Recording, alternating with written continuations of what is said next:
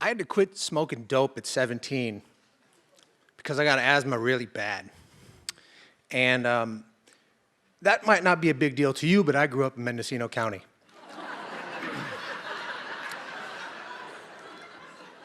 Everybody I knew got high. I got high with my physics teacher at school during lunch. I tried drinking. My parents are alcoholics, and like functional alcoholics, but every time I held a drink, it just kind of freaked me out. So I went to a party stone sober, which in Mendocino was some sort of crazy, like, you're a unicorn, you're not high. But that changed my life. I'm walking around this party, and there are the usual drunk and stoned people doing things that drunk and stoned people do.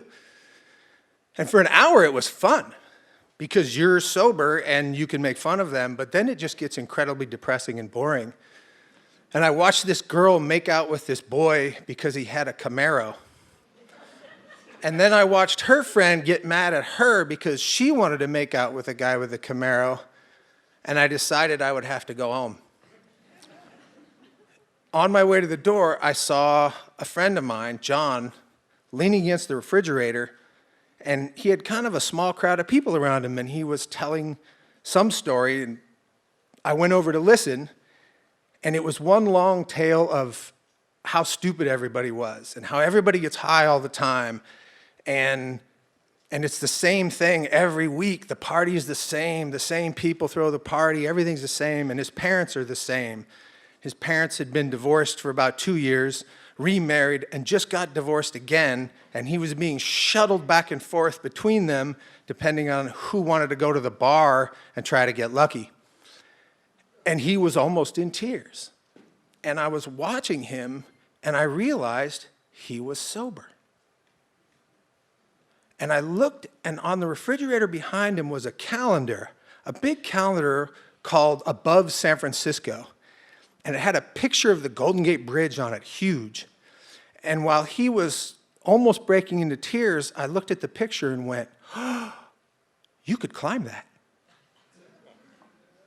And I said, "Whoa, whoa, whoa, you want to do something different? Let's climb that."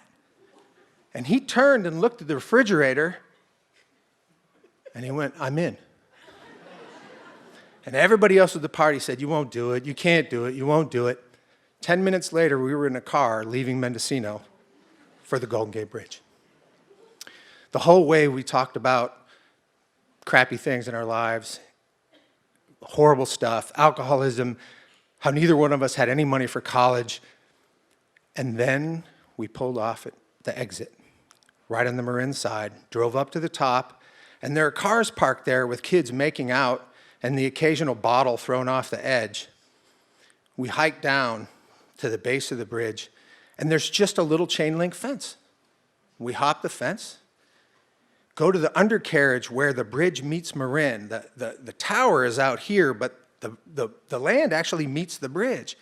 And we climb right up underneath the bridge and go across the girders underneath the deck of the bridge until we reach where the cable comes down.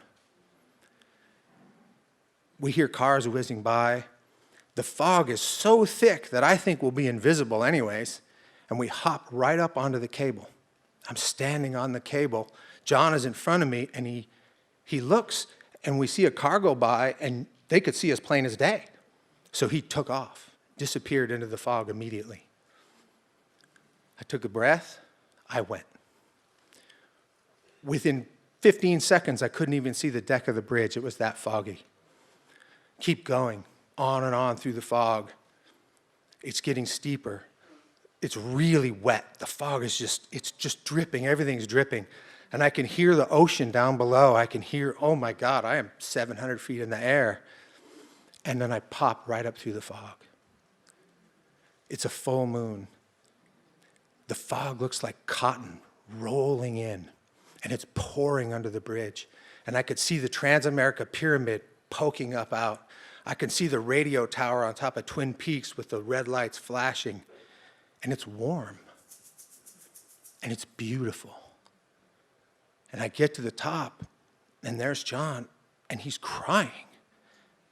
And he goes, this is the most beautiful thing I've ever seen in my life. And we hear a foghorn, and a square block of fog is moving through the rest of the fog, and it's a ship underneath displacing the fog. And he goes, you're the biggest idiot on earth. And I'm like, what? And he goes, I'm borderline suicidal. And you took me to the top of the Golden Gate Bridge.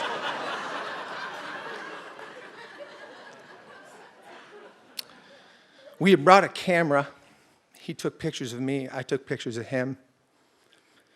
We got back to the car, and we were driving back to Mendocino, and I said, man, we got to get that film developed. And he was very quiet. And he took the camera, opened it up, and threw the film out the window.